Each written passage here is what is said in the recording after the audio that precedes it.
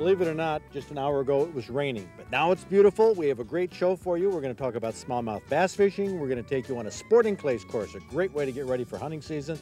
We have a recipe, hey, a lot more. This is the last of our summer series. I'm Fred Trost. It's time for the Practical Sportsman.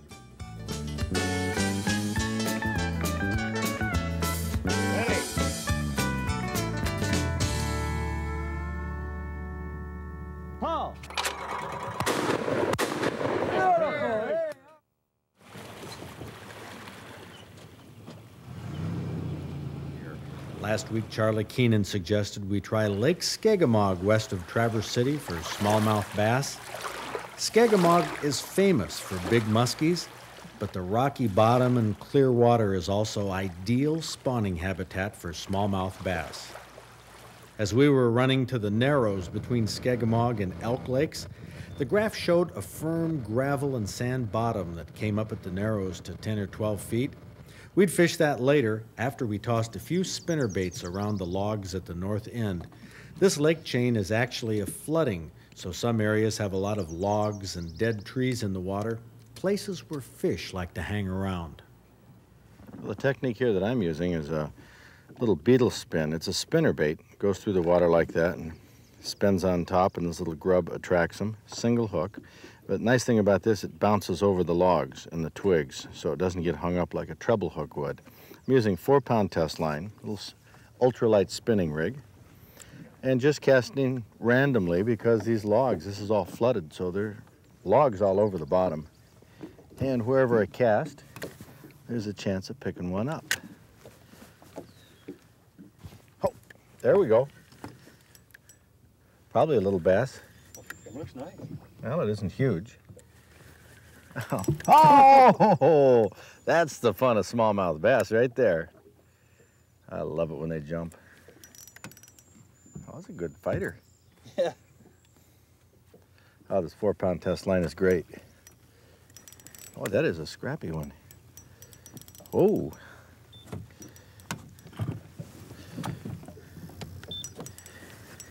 Whoa. You got one too? Double hop.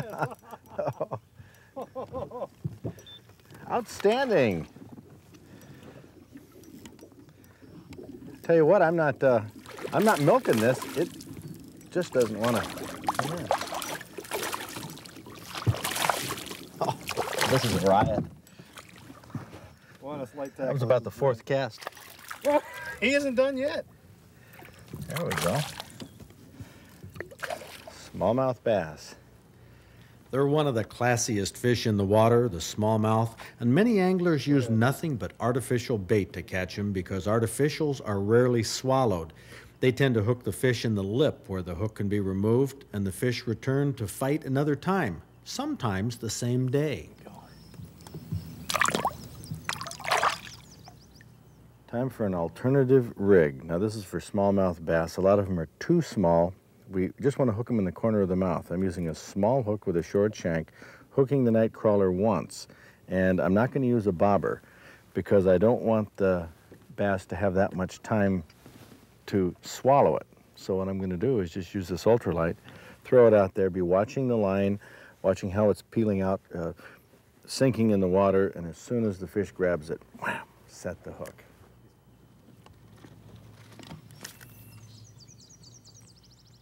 With no bobber or no sinker, the night crawler floats freely, looking like a worm that's lost its home. A tasty and easy meal for a fish. I watched the angle of the fishing line to the water. Here you can see the worm isn't sinking. Something's grabbed it and is swimming away. The line also strips off the reel faster than normal. The line's peeling out. That worm isn't swimming that fast. There we go. This is a fun way to fish. Just happens to be very productive today. I set my drag lightly so if the fish makes a run, it won't break the line. It's right on the edge of pulling my drag. That's the eater. I turn back most bass, but I've started a new policy this year. I'm always going to keep at least one small fish to eat, and this is the one. Well, you know, when they're down in the water, they look a lot bigger. That's what the deal is. That's about the same size. I don't know though. I want one to eat. I'm going to treat myself to a smallmouth. They are terrific eating. See, they're a cousin to the, very closely related to bluegill, actually, more so than largemouth bass. And they're very tasty. Doggone. The membrane inside there, look, it's hardly hooked at all. The hook is barely in there, but their mouth is so tough. It doesn't take much to hold a hook in a bass's mouth, but sometimes they're tough to unhook, so I thought I'd try something I've never tried with live bait, a barbless hook. I used pliers to pinch the barb down, and the night crawler slid on easily, so I hooked it twice and threaded it up onto the shaft. I was kind of concerned it would come off, but I was also concerned a bass would get hooked deeply if it swallowed the crawler, which is why I tried to set the hook right away as soon as I see the line moving. Got one working on it. Here we go. Yep. Doesn't seem like a real big one. In fact, it seems like a real small one. Oh, not bad. Oh, we're getting back into the better ones.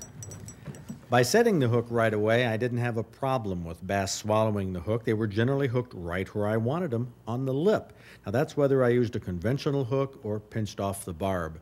But artificial lures are still the favorite of most bass pros.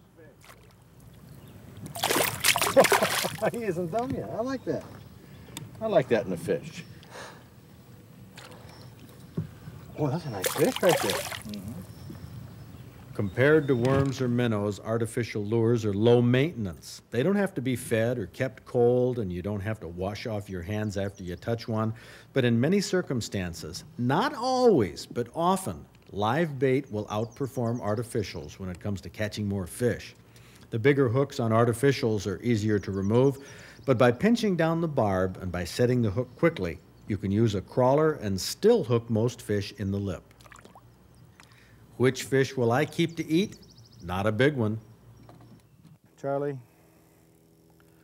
I'm going to keep this one. Keep that one. Keep that one. I'm going to eat that. We're going to fry that up within 24 hours. That's my new rule for this year. I'm going to keep an eater, at least one eater, and I'm going to eat it within 24 hours. Catching lots and keeping one, that's what I call a perfect fishing trip.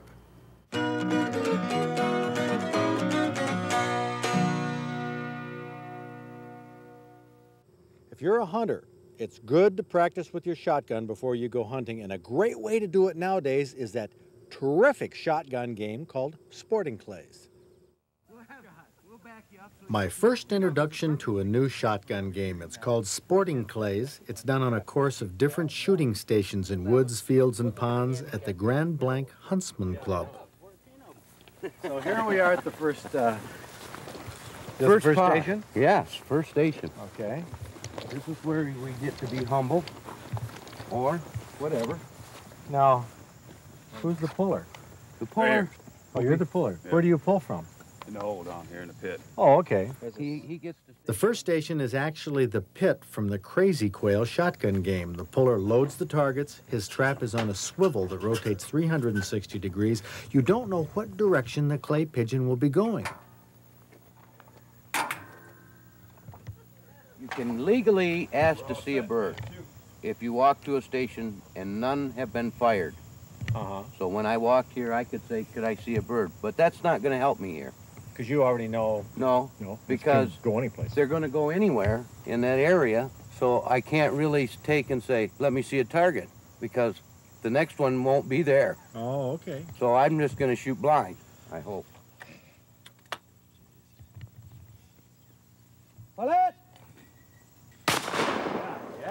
Red Ball holds the club record for Sporting Clays, 43 out of 50. That made me a little self-conscious.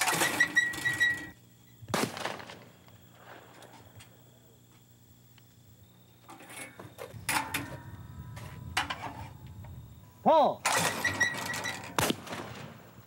Huh.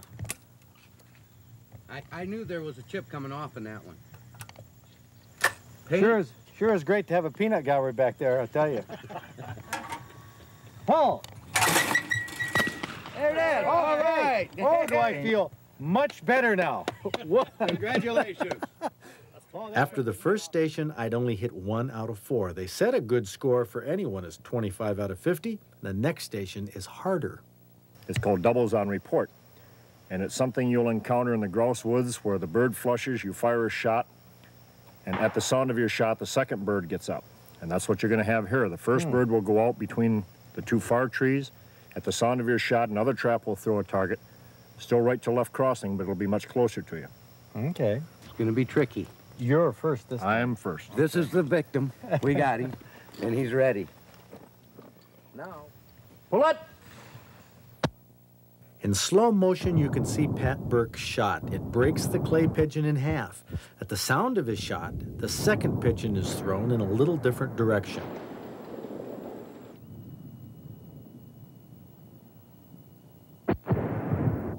He smokes this one. You can see it through the trees in the middle of your screen. A perfect hit. Nice pair. Nice pair. These are the traps used for this station. Sometimes they mix in different sized and different color clay pigeons just to add variety. All right, here's the man of the hour. Doubles. No problem here. Pull.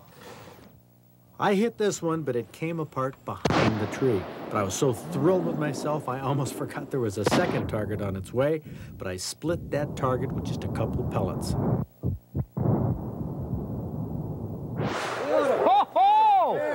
Oh, do I feel better? Hear it now. Hey, you got the record. That's 3. That's right. Shooting skill is the biggest part of sporting clays, but I found that Red's special 1,350 feet per second loads with extra hard shot breaks targets faster and easier. Ready. Pull it! You can actually tell in slow motion that the shot reaches the pigeon faster. You can see the shot string and the wad. Red's second shot was low and behind. It's really apparent on videotape why shots miss. Because of the speed of this game and the unpredictability, a lot of misses are low and behind. If you took and cut down all these trees, so it's all wide open, through the same targets, should be no problem at all. It's just the terrain and the trees is what does it. Everybody's, you know, feeling closed in or whatever, I don't know. Or, you know, most people are used to skeet and trap, which is the same thing over and over. It's wide open. Oh, You take and put these trees in the middle of a skeet or trap field, and they're going to have a heck of a time with them too. So it's Trees. That's what makes sporting clay so tough. You have to pick your shots and punch the trigger just like hunting. The last stations of the course are on the pond, simulating duck hunting in a marsh. The targets come in like fast-flying teal.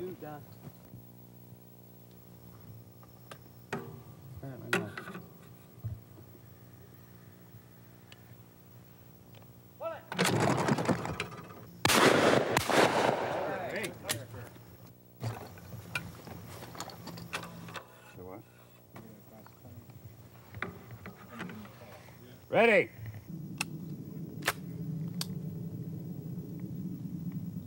Pull. Hey, all right. Woo. All right. What? Nice shot, Bert. Congratulations. Taking a look at this sport in slow motion is a real treat for the good hits and the misses.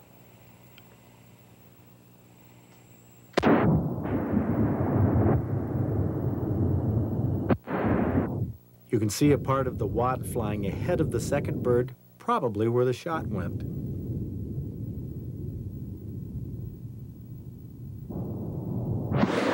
Just behind.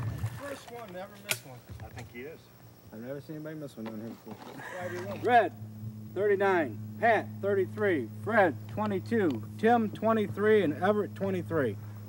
That 22, that's a keeper. That is That's a a keeper. good Congratulations. shooting. Your That's a good first time. That is really good. Well, my score wasn't great, but what fun I had. Sporting Clays, the Grand Blanc Huntsman Club, Wednesdays and weekends, a great way to practice shotgunning in Michigan outdoors.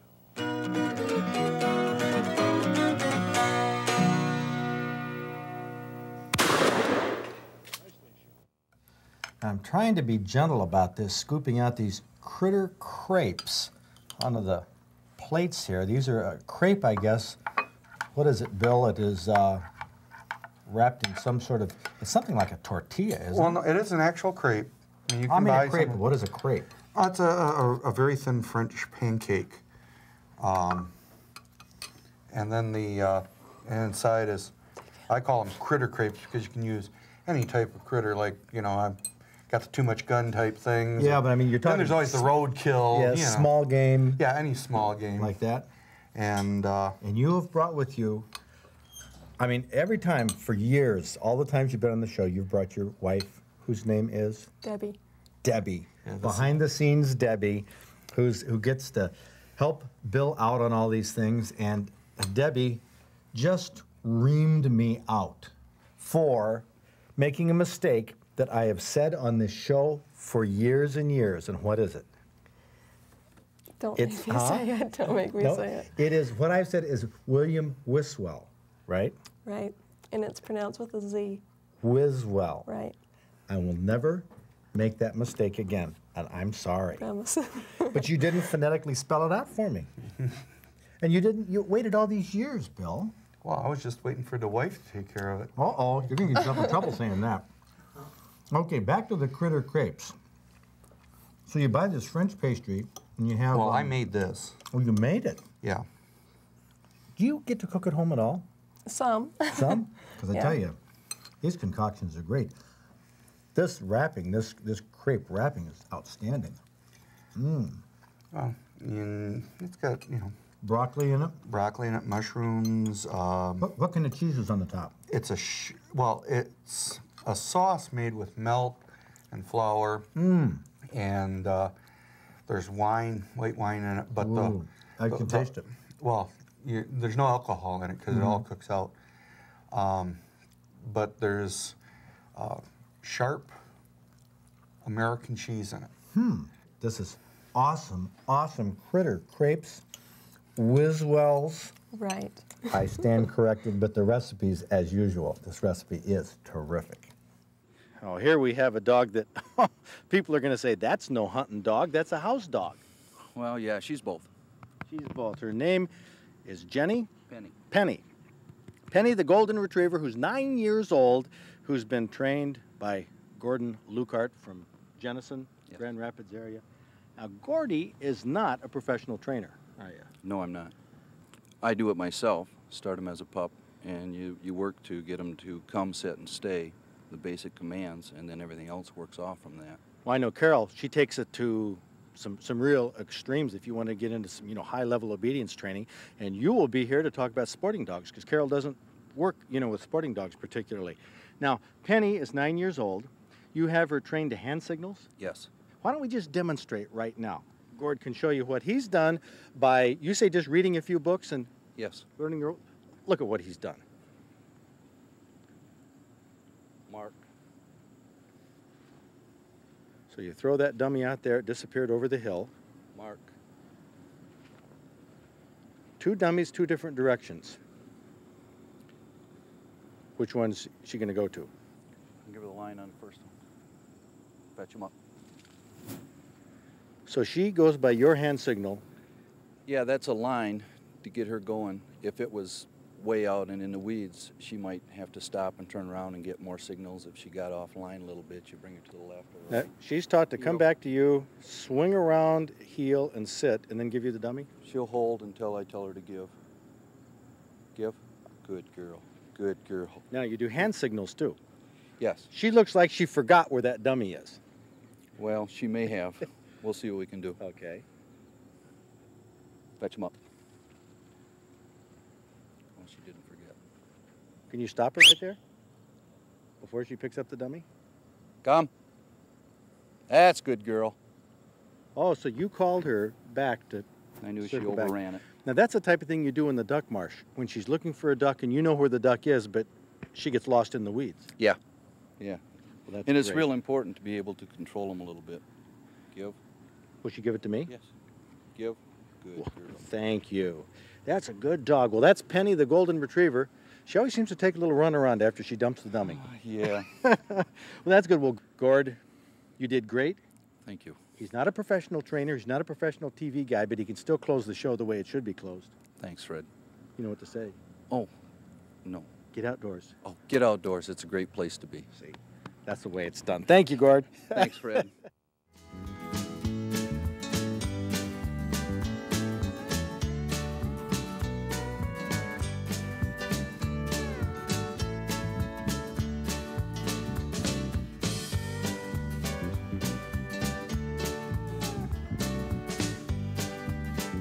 Next week on The Practical Sportsman, I'm excited. We're beginning show number 1 of 36 brand new shows for our new series.